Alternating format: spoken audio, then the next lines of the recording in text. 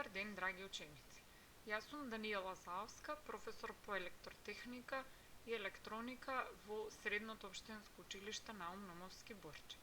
На денешниот час, заедно со вас, ќе ја обработиме наставната единица за структура на атомот, полупроводници од 5 тип.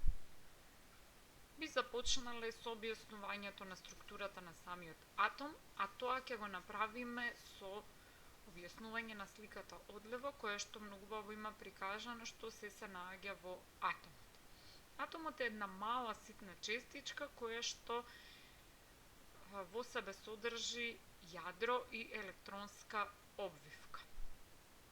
Секоја материја во својата градба е компонента од молекули, кои што молекули понатаму се поделени на поситни честички атоми, а атомите се составени од јадро и електронска обвивка. Како што имаме прикажано, јадрото е збир од протони плюс неутрони, кои што се наоѓаат во средината на самиот атом, и електрони кои што кружат околу електронската обвивка и се негативно наелектризирани. Протоните се позитивни честички и тие заедно со неутроните го даваат полнежот на јадрото, кој што во овој случај ќе биде позитивно наелектризирано, и електроните кои што во електронската обвивка во овој случај ќе бидат негативни и ќе имаат еден збир од позитивно и негативно количество кој што заедно ја дава градбата на самиот атом. Понатаму ќе продолжиме со објаснување на поделбата на материјалите според спроводливоста на струјата. Во овој дел многу често ги среќаваме поимите за проводници, бидејќи проводниците се една од најчесто користените материјали во секојдневието на човекот, а за нив и сме учеле во делот на темата за електрична струја, кога се изучуваат спроводниците, изолаторите, а полупроводниците таму поретко се спомнуваат. За да видиме што представуваат проводниците, мислам дека и вие самите би требало да ми одговорите. Проводниците се материјали кои што најдобро ја спроведуваат струјата. Изолаторите после нив доаѓаат и тоа се материјали кои што представуваат еден отпор или пречка на струјата да поминува низ нив, и тие ги секогаш се наоѓаат околу проводниците и прават една заштита за протекување на струјата низ материјалите, и затоа изолаторите се материјали низ кои што струјата не протекува, а секогаш се наоѓаат околу самиот проводник. Полупроводниците се во овој случај материјали кои што струјата ја спроведуваат подобро од изолаторите, а послабо од проводниците. На оваа слика овде е прикажано еден карактеристичен пример на кабел, поширок и потесен кабел, и тие се составен дел на него се овие проводници кои што овде ги покажуваме, значи проводникот еве го, и другиот проводник е внатрешен и надвршен проводник, а изолаторите се овој и овој црниот дел. Значи, за материјалите да можат да спроведуваат струја, потребно е да имаме проводници. Понатаму за полупроводниците би имале уште да додадеме дека тие се послаби од проводниците, а подобро ја спроведуваат струјата од изолаторите. Во понатамошниот дел за објаснување на проводниците ќе продолжиме најпрвин со она што е основа на секое цврсто тело, а е карактеристика на него, тоа е кристалната решетка.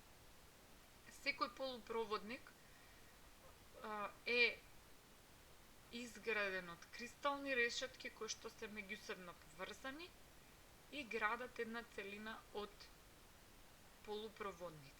Кристалната решетка подразбира подреденост на атомите во просторот, а електроните во кристалната решетка представуваат заеднички за два или повеќе атоми. Тоа еве го овде прикажано, значи ова е еден атом, а електроните со овие црвените овде обележани точки кои што ги представуваат електроните и тие представуваат заеднички и за овој атом и за овој атом на Германија. Зборуваме за течење на струјата. Сега би требало, за да објасниме како се спроведува струјата низ полупроводниците, најпрво да разгледаме што представува течењето на струјата.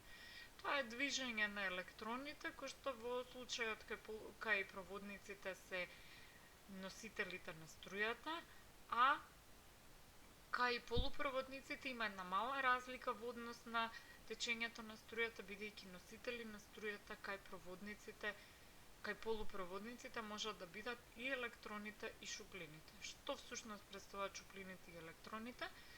Тоа се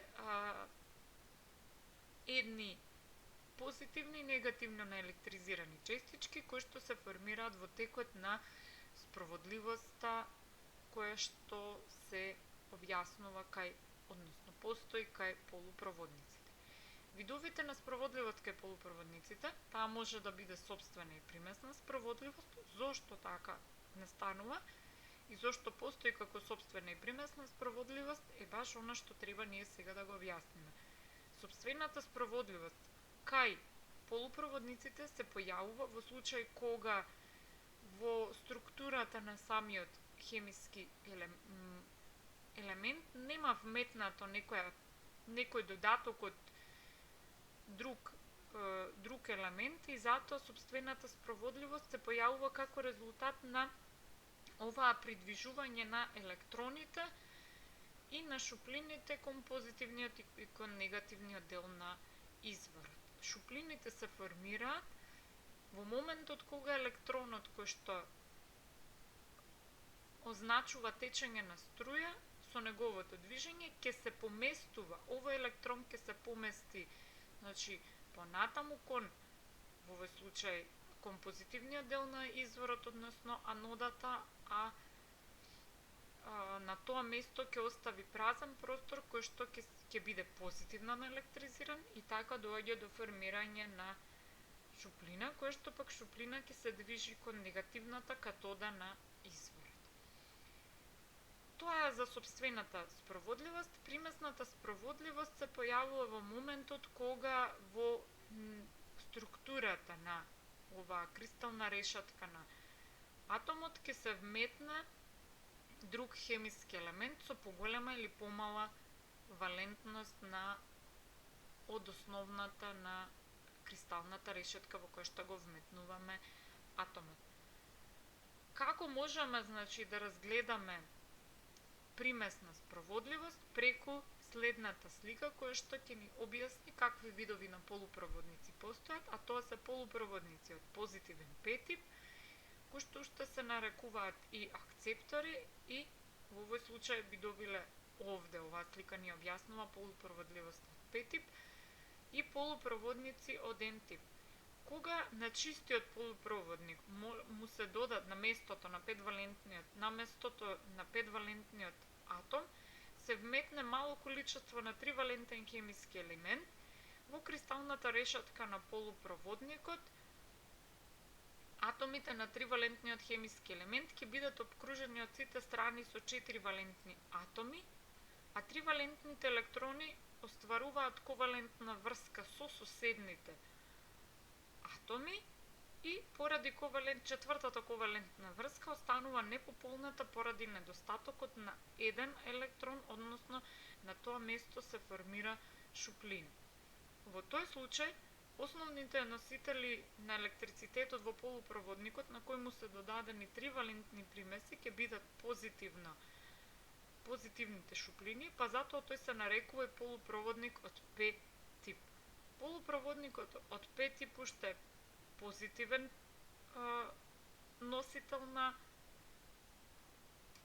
електричеството и кај него носители се шуплините и атомите на 3-валентните примеси, за да би ги пополниле формираните шуплините и примаат електрони и затоа уште при примањето се нарекуваат тие и самите акцептори.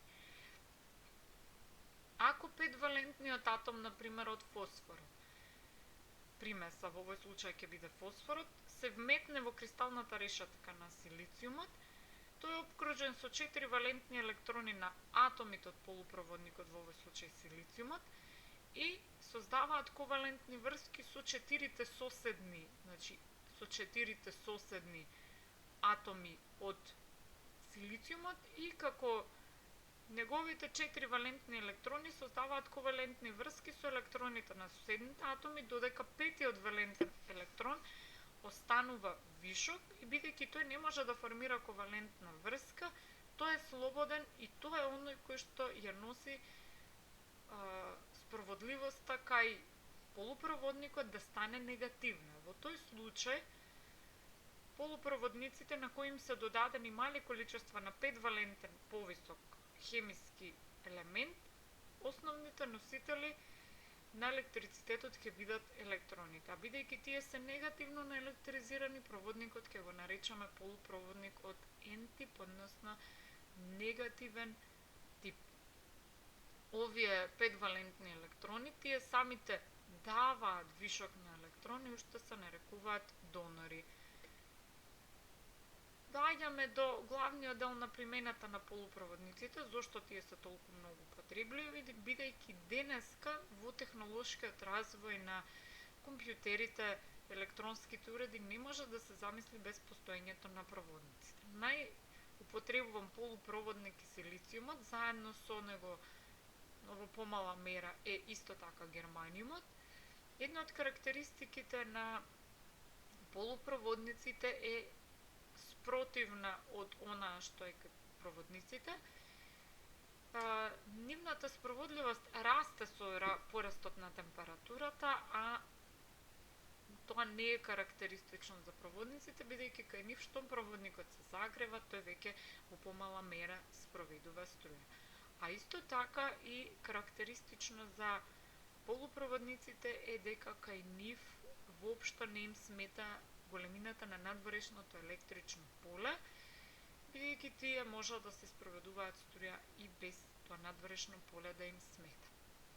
На овие слики овде би требало да ги препознаете овие шарените црвени, портокалови, зелени диодички, кои што ние во секој електронски уред сме ги виделе, и тоа се ги викаме ние LED диодички, и представуваат тие сигналност на секој електронски уред кој што е вклучен во струја. Значи, тие се оние кои што покажуваат дали уредот работи или не работи.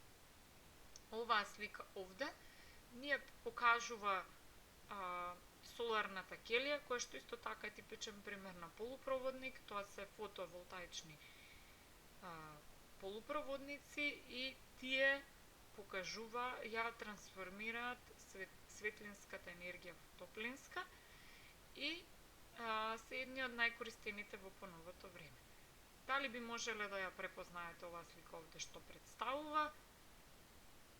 Тоа се транзистори кои што се исто така карактеристични примери за полупроводници во електрониката. Најкористени се, бидејќи ако би земале да отвориме еден компјутерот не може да работи без овие транзистори.